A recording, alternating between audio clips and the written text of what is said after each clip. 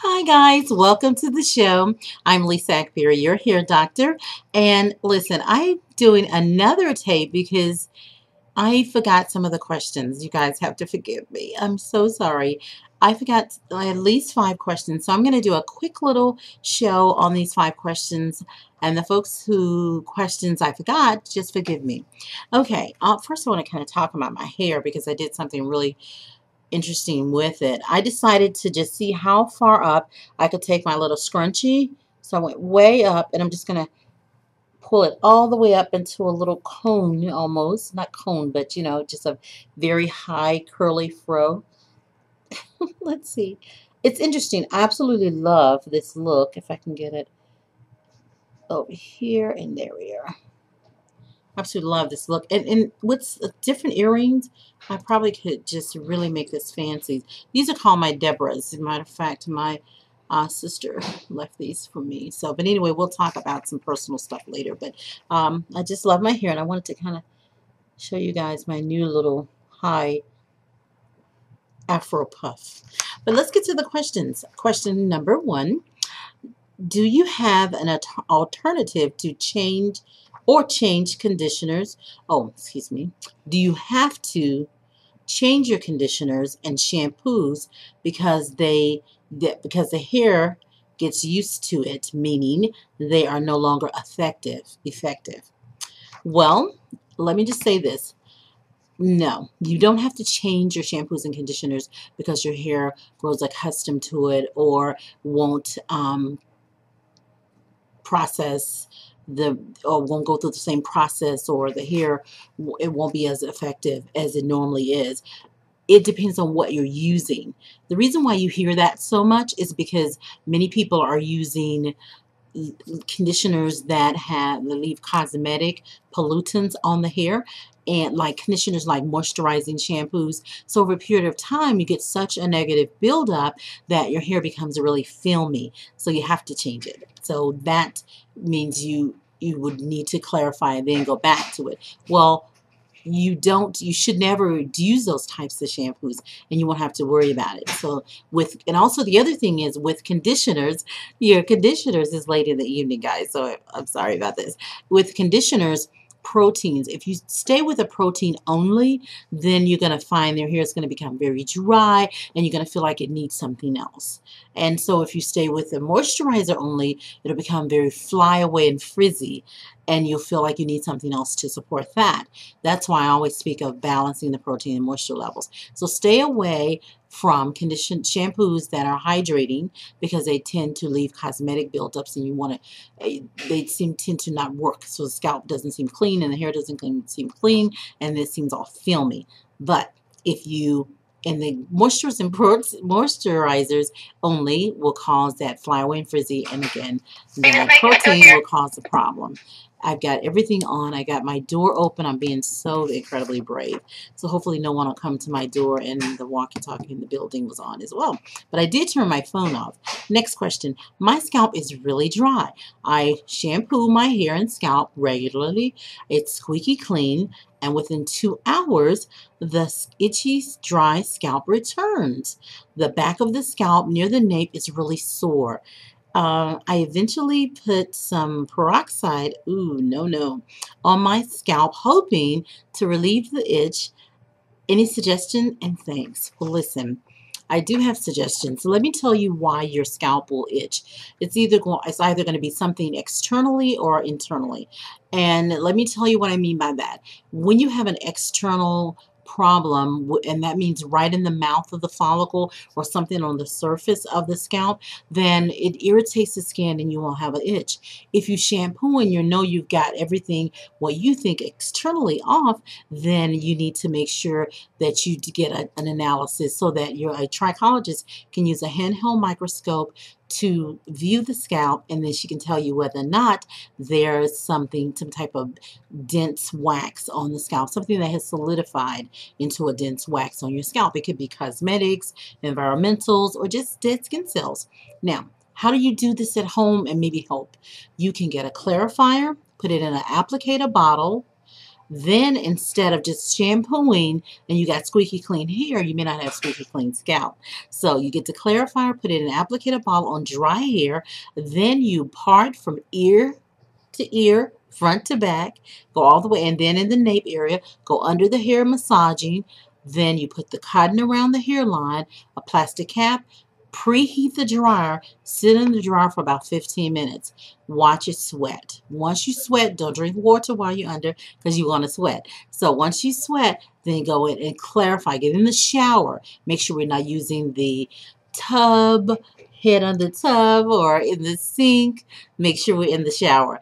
And then lots of forceful water. Start at warm and go all the way up, but don't burn your scalp. So warm as you can stand it without burning. And then go back again. After it's shampooed 2 times, and then after that, then you want to make sure that you are conditioning, and while you're conditioning, you want to use an oil on the scalp, because what's going to happen, that's going to help to lubricate the scalp and help as that cuticle seals back, or excuse me, as the epidermis begin to tighten up again after cleaning, then the oil will seal in and it will help to lubricate. And you want to use some on after you rinse the conditioner off as well. And this is just some extra things that you can do at home. There's some other things, like I have some scalp treatments on my website. Scalp treatment level 3 will be the best for you, but this will help. But squeaky clean hair does not mean a squeaky clean scalp. All right? Peroxide, absolutely don't do it. Peroxide, there's only really 3%. You know, they're in the brown bottle because when sunlight or a light hits it, it just evaporates really easy. It just deactivates it. And it's only 3% there and maybe 97% water. But it just is used for so many things. But just don't put it on your scalp because it will dehydrate. All right? So don't do it. All right. Let's see. Next question says, first, thank you for your book. You're welcome. For there to be so many hairstylists in the area, they sure don't know a lot of anything about natural black hair. Well, let's talk about that in a minute, because I think that so often hairstylists get a bad rap. What happens in the industry and in this country, outside of the country, there's not a lot of continuing ed as it relates to really what our hair needs. We got lots of education on cutting, coloring, styling, heated tools, the latest kinds of conditioners and to straighten the hair, like the keratin treatments, all those kinds of things. But we really don't have a lot of, in my opinion, as a trichologist, and I've been around for 30 plus years in this industry, we don't have enough information that's going to help stylists to understand the structure of the hair. Cosmetology school, great. But afterwards, what's the advanced education? How do we know how to hold that hair together? And that's where the stylists are getting the bad rap, because they're not, in most states, there's no mandatory continuing ed. So you got a lot of problems there. So kind of go easy on the stylists and try to help them out with some of the research that you found. And tell them about my blog. Let them call my institute. I'll be more than happy to offer free counseling. So just kind of give them a little break there. All right, it says the question, she has 3 questions. How often should you put a leave-in conditioner in your hair? Daily, weekly, when it feels dry, etc. She wants to know that. Leave-in conditioners, first we have to look at what they're for. Leave-in conditioners help to protect and preserve the hair between the shampoo visits. And also, if you're going to use any other tools, heated tools, or if you're going to use even a comb or your fingers, it helps to give that extra protein and a little bit of moisture, so you can keep the elasticity up in the hair. And it's really, really important. Now, how often to use them? I recommend them daily. Use some type of leave-in product daily. Now, sometimes your leave-in conditioner may be your protein and moisture, just the light version of it. In other words, your leave-in, the molecules are very small, and those proteins, so it goes into the hair. When you feel the hair, it just feels nice and soft. Maybe that spray leave-in, or maybe a moisturizer or oil. So it's really important to use something every day. But if you're asking, we have a product called Hair Vitamin. If you're asking, can you use a leave-in every day? Absolutely. And you need to protect and preserve the hair. So the leave-in is great for that. Okay, the next question, and out of her 3 questions, number 2, can your naturally textured product be used as a moisturizer? She said that she assumes that yes, but she wanted to be certain. Yes, it can be. What naturally textured does, and you can see I've used some with my hair today, it gives a little bit more definition to the, I actually used it last night before I went to bed, to the curl pattern. So you have, it makes your hair look like it's texturized because you have a very defined curl pattern. But yes, it does have hydrating benefits, so you can use it as a moisturizer. Okay, other than twists and plaits, what can you do to dress your hair for bed at night? Thank you in advance and continue to educate us. You're welcome. Um, well, other than twist and plait, you have to think about what you want your hair to look like in the morning. I call it pre-dressing, pre-styling. Think about what you want for the next day, and then you determine what you want your hair to look like. For example, if you're going to wear your hair pulled back. Now, I like the puffy hairline, so I don't necessarily tie my hair down, but if you're going to wear your hair pulled back and you want it to lie flat, then you want to use a pretty dense moisturizer. We have a product called Hair Mud. The Hair Mud really lays it down. Then you use maybe a little bit of sculpting mist. That's okay, as long as it's nothing that's high alcohol content or anything like that. And then you tie the hair down with a silk scarf, and then it'll lie flat. Put a loose plait in the back. Now, in the morning, you take it down, you a little bit of oil on your fingers, and then you work your plait loose. You take your scarf off, and then you've got a really tight hairline with a puff. So it's different. It depends on what you're trying to wear. I wear the curly fro a lot, and I absolutely love it. And so I can do things like twist and tuck. 5 minutes, I'm in bed. And then I can change my hair. I can wear it down, as you see me do sometimes, or I can pin it up, which is my absolute favorite for the summer. So it's just up to you. It's not that you're stuck to one style, but it depends on how much time you want to spend on it and how much work you want to put into it. But you must dress it for bed if you expect your hair to look like something the next day. Plus, with natural hair, and with your hair, period, natural, relaxed, it doesn't matter. You just don't want to lay on that hair because if you don't control it, it will control you. And you'll start webbing, tangling, all these other kind of problems, okay? All right, that's her question. She said, Dr. Akbari, thank you for sharing your knowledge with us. I have natural hair. You're welcome. I have natural hair, and I would like to lighten it gradually in 2 or 3 color sessions instead of double processing at one time. How soon after my first color application can I receive another? I want to go for color every 2 weeks. Is this too soon? Yes. Yes, for several reasons. First, we have to look at the color. If you want to lighten your hair, that means that you are going to take your darker hair and you're going to remove some of the color pigments, the dark pigments, permanently. And so that's pretty traumatic on the hair. Not as traumatic as a chemical relaxer, not as traumatic as a bleach, but you want to make sure you're using a tint, and a tint with a 20 volume, okay?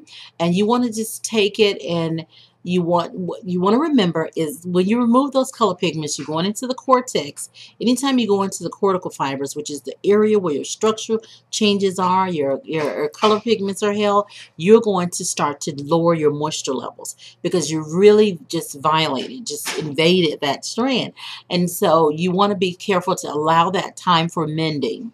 You want to do the conditioning steps like your protein and moistures. You want to have several sessions of that before you go back with your color session. So I would say no sooner than once a month.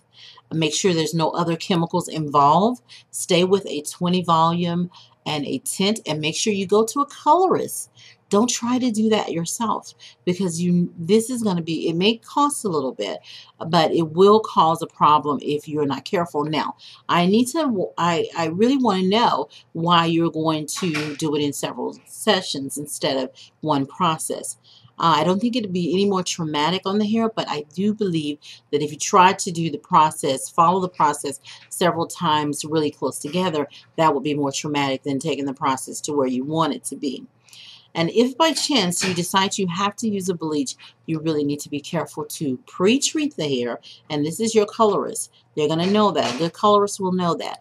Pre-treat the hair, and then you want to make sure that means put conditioner on prior to you getting the color to equalize the porosity so we don't have any over-processed hair.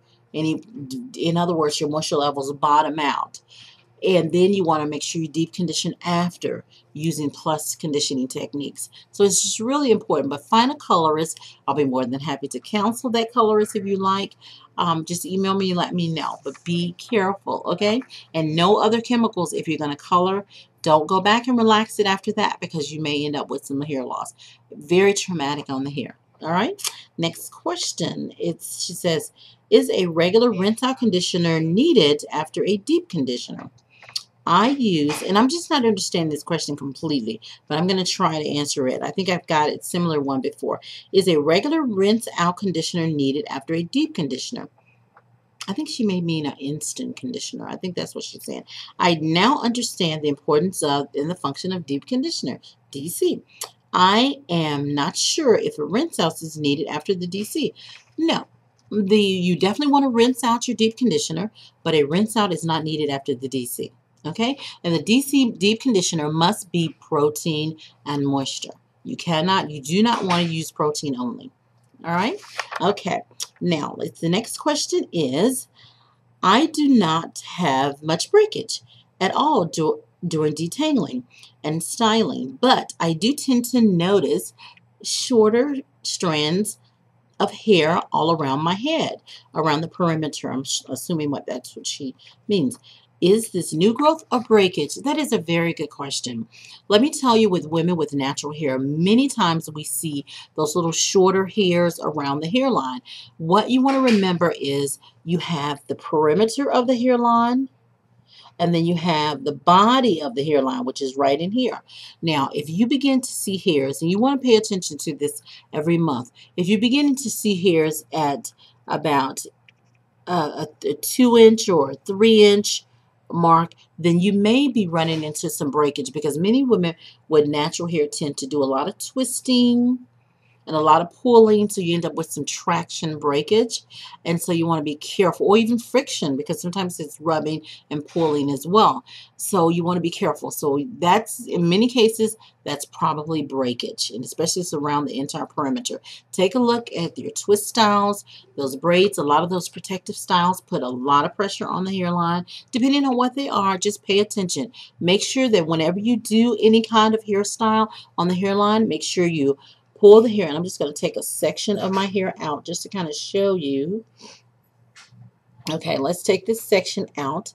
When you're going to do a section, like when I twist my hair, I take it, and if I'm going to twist it, I do this, and I bring it all the way back. So I have this looseness here, and then I twist. And then, so when I finish the twist, I'm ready to, let's do, I'm going to just do a quick little version here. And I never do a twist this small, never ever. And then I take it and I roll it down. And you can see what's happening at the scalp. Let's see here. See, there's lots of space there, so I'm not worried. And then I'll tuck.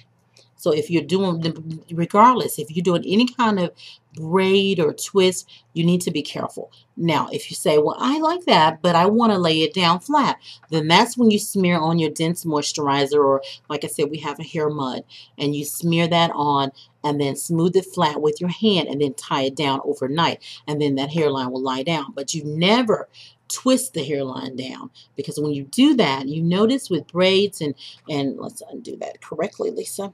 You notice with braids and different celebrities, and even sometimes in your case, you'll notice that what happens, that hair will end up pulling that hairline, and the hairline seems to be going further and further back. So you got to be careful. I love you guys. I'm Lisa Akbari, your hair doctor. To God be the glory in Jesus. You know who I serve. Thank you so much, and I'll see you really soon, because I was so backed up on my questions. God bless you. Have a great